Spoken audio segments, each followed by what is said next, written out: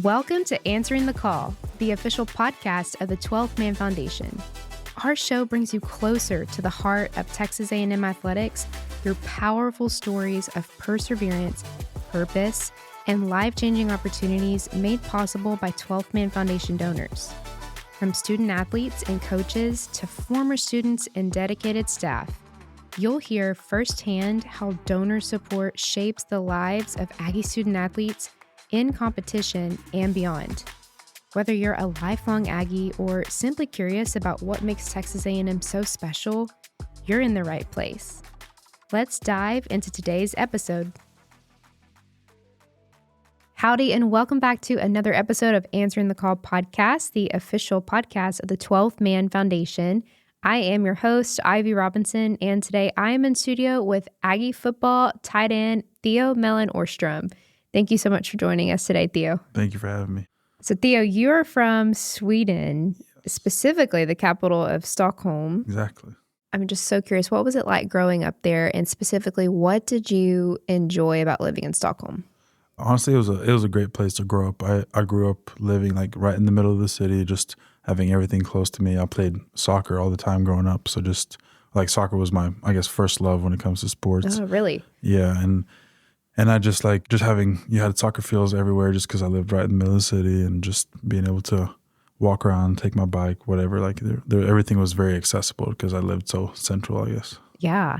So were sports a part of your childhood, like from the very beginning? Were you always doing something? Yeah. You're outdoors, being active? Yeah, sports was always like, I think I started playing soccer when I was 4 years old, all the way until I was 14. It was a big part of my upbringing, and it was like I was completely consumed with soccer. So when did you start playing football? Right around the time where I stopped playing soccer, so about 14. Okay, yeah. And what did you love most about both of those sports? So soccer, like I don't even know what it was that I loved. It was just like I had a soccer ball at my feet as soon as I could walk, and I just like, it was nothing else that, like, I didn't even question why I was playing it. It was just, I loved playing soccer. And then like whenever I found out about football, I was probably 11, 12 years old. I found out about football through like YouTube videos, and specifically like Odell Beckham Jr. I saw him like make all these crazy catches, and I was like, wow, that's pretty cool. I want to be able to do that stuff too. So just kind of sparked my interest, and that's kind of how I got into football, just because I wanted to catch the ball like that. Oh, really? So you just saw like a YouTube video and you thought, man, that's pretty neat. It was actually Dude Perfect, which is kind of funny because they're Aggies as well. So that is awesome. Yeah. Do you remember what video it was? Yeah, they made like a video for like the Super Bowl. I think it might be honestly like 10 years ago at this point. And yeah, just like he was making all these crazy catches in the video, and like that's really how. Okay, how cool is that? Yeah, the tie back to Texas A&M because they are Aggies, and it's pretty awesome. That is really neat. Well, if they're listening to this, they should share this podcast episode. Yeah, I agree. Really cool. Okay, let's go back to Sweden. I have a fun question for you. What's one thing you miss from Sweden that you wish Texas had, and why? That's a good question. So like I said, like growing up, living like in the middle of a big city, when I first moved here, I was used to having everything around me and not really like having to use a car to get everywhere. And like something I missed and that I really like make sure I don't take for granted when I go home is just being able to like just step out of the door and having everything within walking distance. Yeah, that's probably like the biggest thing, I would say. Yeah. What about food? I mean, there's a lot of good food here, and there's a lot of food here that maybe I can't necessarily get to the same level at home. But one thing, I don't know, my mom might not be a huge fan of me saying this, but one thing I really do miss is like Swedish McDonald's. Swedish McDonald's is really good, and it's just there's a lot of different things on the menu compared to the McDonald's y'all have over here. Really? So, yeah. There's more variety on the menu over there? There's a lot of like what? There's just like a lot of different burgers, and there's like all these different chicken burgers, and the ice cream is really good too. So I'd like, whenever I go home, I make it a point, like I have to go to McDonald's at least a few times because just enjoy it. Nice. Okay, and another fun question for you. I've been dying to ask this. Can you teach us how to say something in the Swedish language? Go Aggies would be like, hey ya Aggies. Heya? Yeah, hey Heya ya, like, Aggies? yeah, Heya? yeah, Heya Aggies. Okay, yeah, super cool. yeah. It's just kind of basic, easy to learn. Can you like say one sentence in the Swedish language? Like your name or something? Jag heter Theodor. Jag spelar amerikansk fotboll på Texas A&M. Texas A&M är ett väldigt bra universitet att gå på. That is so cool. Have you met someone in Texas that like can speak Swedish language? Have you actually run into someone who can? Not really. There's not. It's probably like, pretty rare. It's very rare. I do know though. It's pretty funny actually that you ask. I know there's a Swedish guy that just got here playing for the basketball team. Oh my gosh, who? I think his name's Ali. Okay, yeah. Very neat. I think so. I'm pretty sure. Awesome. I'm pretty sure that's his name. So you met him and y'all got to. Yeah, I haven't met kinda- him yet actually because he just got here like yesterday. Okay. Literally, it was super recent. Yeah, Okay. very recent. So, but I'm gonna make sure I welcome him and make sure he feels like Yeah. this is home, because I've been like, that's something I've been missing. I've been here for a while now, and it's always been like, I wish there was somebody else from Sweden here that. Yes. Because sometimes you want to be able to like speak your language or just like have somebody around you that kind of is used to the same things you're used to. But Right. so it's gonna be cool having another Swede here. Yeah, just someone who can relate. Well, speaking of home, how often do you get to go back home?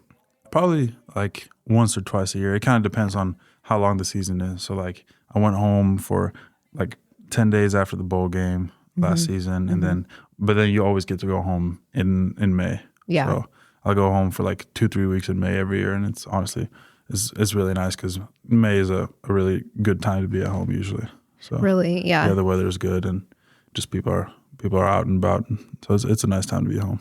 That's awesome. And does your family, do they get to come over here Yes. often to see some games? They try to come for like at least 1 or 2 games every year. So Yeah. I got people coming to the Auburn game, and then I got people coming to the. Well, I really have a lot of people come, just friends and different people coming to most of the home games this year. Well, that's super exciting. Yeah. Okay, a few more questions for you about your upbringing in Sweden. I know you attended the RIG Football Academy in is it Uppsala? Uppsala, yeah. Uppsala, Sweden, which is a 30-student program aimed at developing players for the Swedish national American football team. Yeah. Tell us about that academy and who really poured into you and helped develop you as a young football athlete and what that whole experience was like. Yeah, so like I went there for 3 years, and it's just like a steady improvement every year. Just what it is like it's the Swedish government. They have these programs for all different sports, and their main goal is to produce like world championships and stuff in all these different sports. So that's why the main goal for the school is to produce national team players. But like a lot of the guys there, like for me, for example, my goal was always to get to the college level. And yeah, it was a great time. I had my coaches Robert Johansson and Andreas Ehrenreich, who were like the two guys that ran it mostly while I was there, and they pour into all their students and make sure that if they have goals that they can be put in the best situation or best position to achieve it. And that's definitely what the case was for me.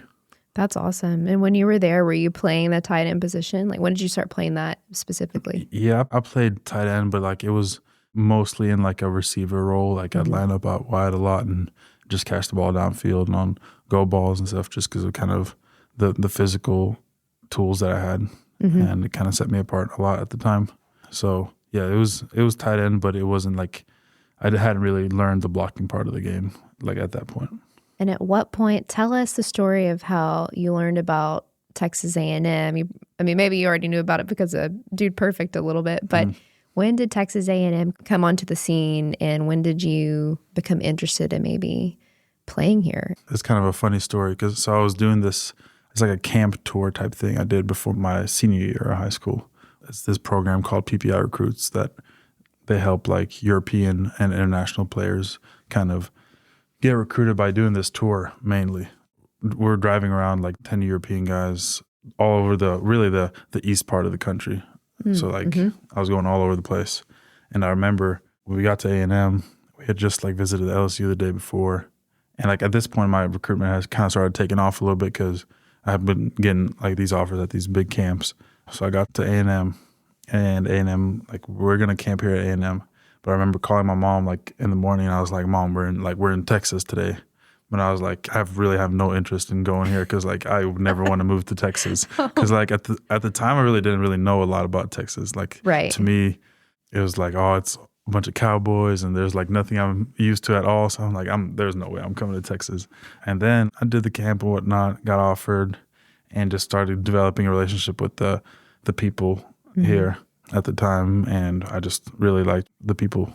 And yeah, that's really what made me fall in love with this place. And then visiting like during the season and just seeing the stadium and everything, it was hard not to love it, you know? Yeah. But it's kind of funny because just, I guess my thoughts on it when I first got here were very different compared to what they are now. Yeah. So you were not expecting to be interested at all. No, and then really not at all.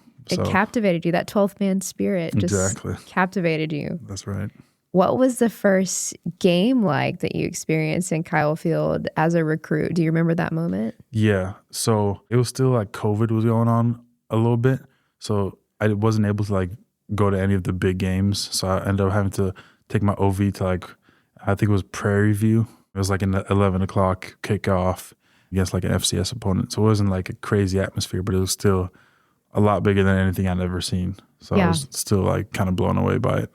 It was a great memory for both me and my family who were all able to come on the visit with me. That's awesome. Yeah. Was there anything that really shocked your family or surprised y'all just about the culture of Texas A&M and our traditions? Yeah, probably Mid-IL. Mid-IL was cool. That's really the only time I've ever been to Mid-IL was on my OV. It was really cool. I remember my little sister really liked that too, and my parents. Midnight Yell is really neat, and I think it really encapsulates just the Aggie spirit, the 12th man, and just the camaraderie here. Definitely.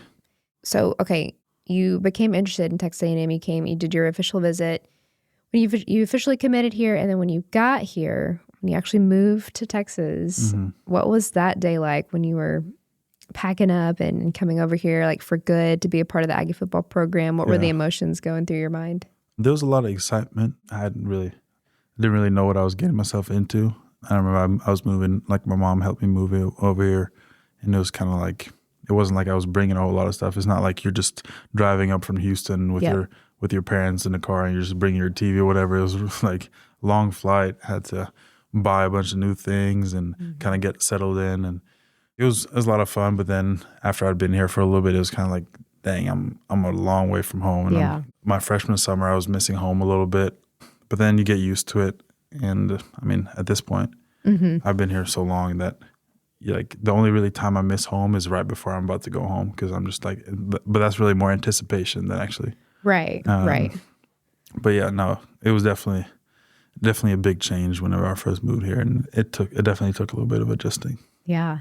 Was there anyone specific who helped you get acclimated and made it feel like home, or were there any like teammates you became close to during that time? Or yeah, I mean, we had a good tight end room at the time, and like Max Wright, who was kind of the old guy in the room, he always made sure I was feeling okay, and he'd check up on me throughout my freshman year. And he was definitely an instrumental part of me like kind of getting settled in, because he made sure I was okay. Yeah.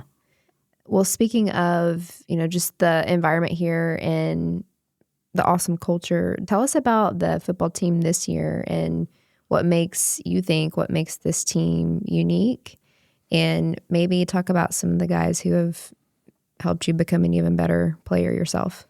Yeah, I think we have really good players in all aspects of the game on the team, and obviously like I have to go against the defensive guys every day, and I see what they've been doing and how much they've improved. But then also I see the guys on the offensive side of the ball and just the playmakers that we have, and we got all the offensive linemen coming back. I'm very confident in the team that we have this year. Mm-hmm. Is there a specific game you're really excited for?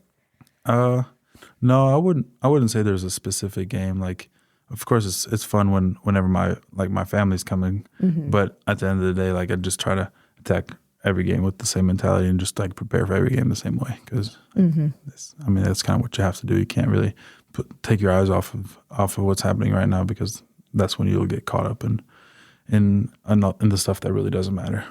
What are maybe some life lessons or personal advice you've received either from like your family or coaches that help you stay grounded and focused and positive and just, looking ahead and taking on challenges? Like what are kind of some of those life lessons that you've been taught throughout the years that help you get through the season? I'd probably say it's like never doubting your own abilities. Like that's something I kind of struggled with the first couple of years when I was here, like not really playing maybe as much as I wanted to. And maybe it was like, obviously it's not always your call if you play or not. It's, And that's hard to accept, I'm sure, sometimes, yeah, right? of course it's tough, but like at the end of the day, you have to trust your coaches and trust that they're doing what's best for the team and they want what's best for you. But it's always going to be tough when you're not seeing the field as much as you want. And like that's something I struggled with a little bit at the time, like doubting if I'm good enough to play. And I think just getting the fresh start with the new staff coming in after my second year and having my parents and my family like in my corner and just them telling me that like I've been doing this ever since I started playing football and like I can make the plays that I want to make and all this stuff really, really helped me. And just being able to feel confident in my abilities. And like at this point with the staff and with the coaches that I have, they make me feel really good about myself and what I can do on the field. Mm-hmm.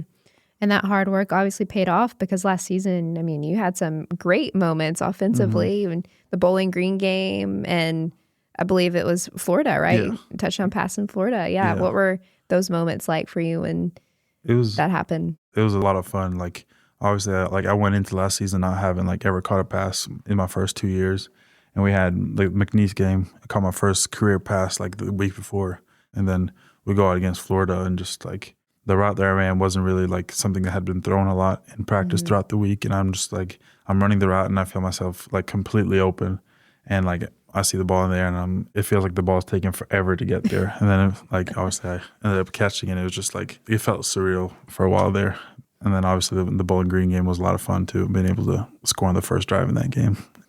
But hopefully, I mean, that's in the past now. And obviously it's something that helps me like know what I'm able to do. But at the end of the day, I'm just been working hard this offseason to just be able to recreate those types of moments this year. Absolutely. Theo, do you have any routines or things you have to do before you take the field for game day? I don't have anything like super special or anything like that, but I'll get the chiropractor to kind of work on me a little bit, and then I'll go out to the field, catch some balls, and just sit down on the bench and just kind of pause my music that I have in my headphones and just kind of take in the stadium and just say a quick little prayer and then go back in the locker room and that's kind of when I turn it on because I try to stay like calm and collected before that moment. Yep. And then after that, that's kind of when I start ramping up and like getting like getting hype. Yeah. And what was it like when you walked down that tunnel for the very first time in Kyle Field? It was a really cool moment, and I think so. My first game was against Sam Houston, my freshman year. It was unlike anything I'd ever seen before. But then a couple weeks later, we played Miami at home at night. And that was like one of the coolest moments I've ever had, like goosebumps running out of the tunnel. Yeah, because it was crazy. Just it's like you're coming out of the smoke and you just see like a wall that's higher than anything you've ever seen of just people. So it was really cool. Yeah, man, what a moment. Okay, this is changing topics, but what are you studying here? What's your major? Sport management. Awesome, yeah. Awesome. And I know that you are a 1922 Fund Scholarship recipient through the 12 Man Foundation. What has it been like being able to, connect with other Aggies, with 12 Man Foundation donors and season ticket holders at events? Or what have those connections and those opportunities meant to you? It's been really cool, and it's like obviously you appreciate the people that do everything that they do for this program to be able to go around. You appreciate them a lot, and it's really cool because a lot of these guys, they've lived through as Aggies, and it's cool to hear them. Like they'll speak about their memories from 20 years ago. They'll be talking about like A&M games or just different Aggie traditions they were part of growing up, and it was pretty cool to hear about because it's also they have a different perspective on things because a lot of the time they were regular students here, and I feel like you kind of get a different experience in college as a regular student compared to as a student athlete. So it's pretty right. Yeah. So it's pretty interesting to hear about for sure. Yeah. And What does it mean to you to have that scholarship opportunity that allows you to attend Texas A&M, have your tuition covered, and be a student athlete? What does that mean to you? It means everything. Like, it was something I kind of banked on doing the whole time in high school, and I was like, I have to get a scholarship so I can go to America and play college football and get an education. So it means everything to me. I don't really know where I would be if I didn't have that opportunity, to be honest. So the goal was always to come to America? Yeah. Yeah. Yeah, come and play college football. That was it. Well, that's what I wanted to do. That is phenomenal, and that's awesome. We've talked a lot about, just Kyle Field and what it feels like to be surrounded by thousands of fans and supporters. The 12th man cheering you on. A lot of those supporters, kind of what you're talking about, the donors that you've been able to meet through the 1922 Fund, being a scholarship recipient, many of those very same donors impact and give back, and even season ticket holders, their support goes back to fun programs, facilities, great things for student athletes to experience here at Texas A&M. And one prime example is we're sitting in the Adam C. Sin Academic and Wellness Center, which houses a lot of programs that y'all can utilize. It's got the Clark Nutrition Center. So what has been your perspective of just the elite resources and facilities that y'all can utilize here? It's honestly, it's crazy. Like, I'll talk to my friends at other schools and or I'll say our dining hall is I've never seen anything like it and obviously this is the only place I've been in college, but I'll send pictures to my friends of the food we're getting from time to time, and they'll kind of trash me for it and just say I'm flexing on them because the food we get is honestly outstanding. It doesn't even feel worth it going out to eat because the food we get here is so much better. We have great resources when it comes to academics and stuff as well. I couldn't ask for better resources, especially when it comes to the food.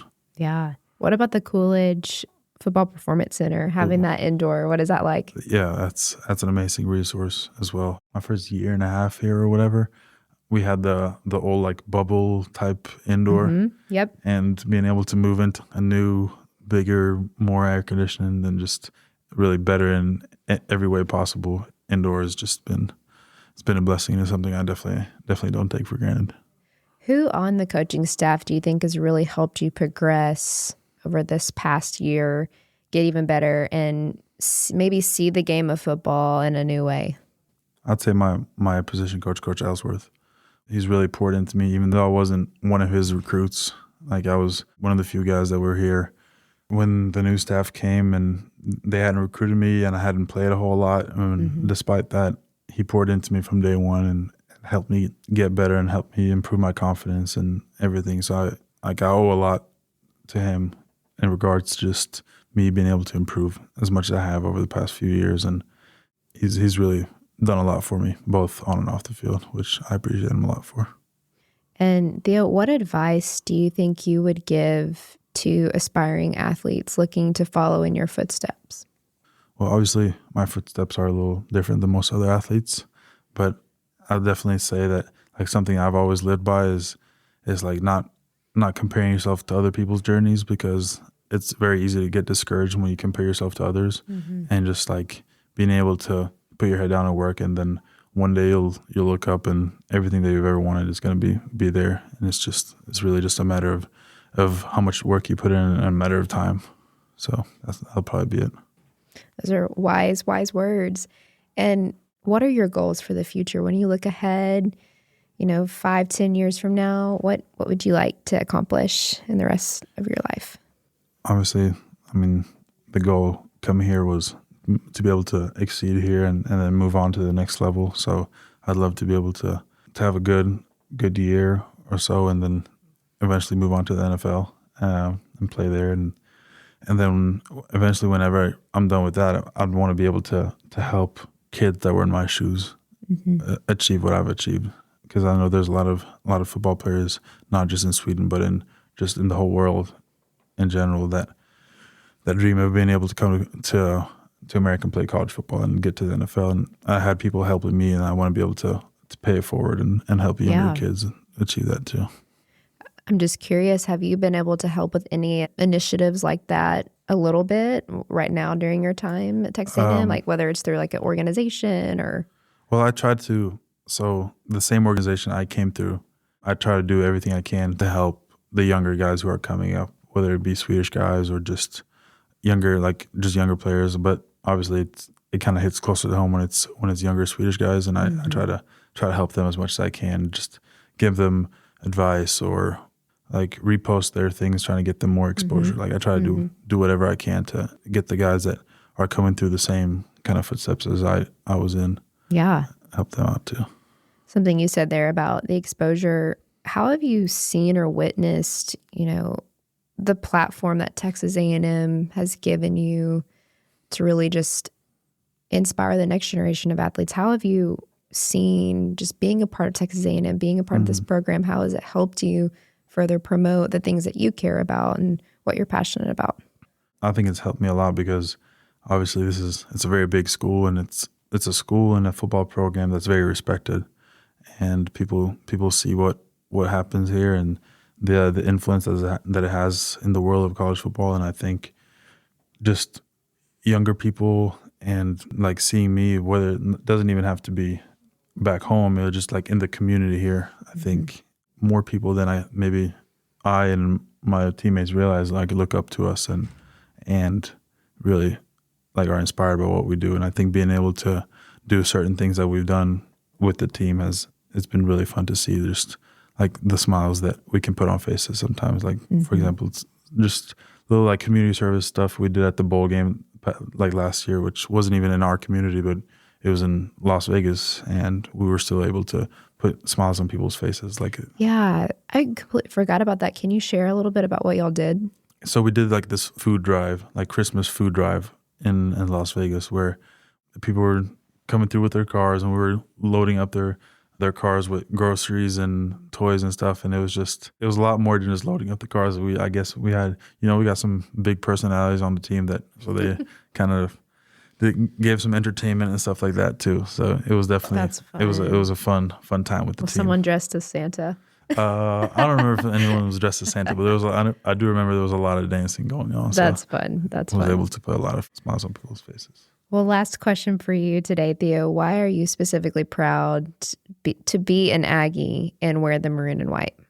Just because of everything that this university stands for.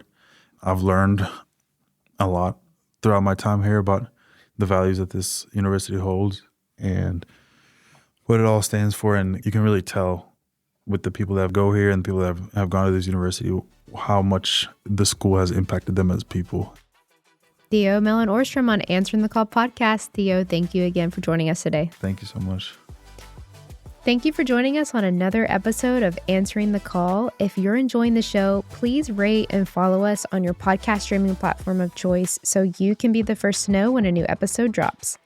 As always, a big thank you to our incredible podcast producer, Megan Rohde, to 12th Man Productions, and Texas A&M Athletics NIL Department.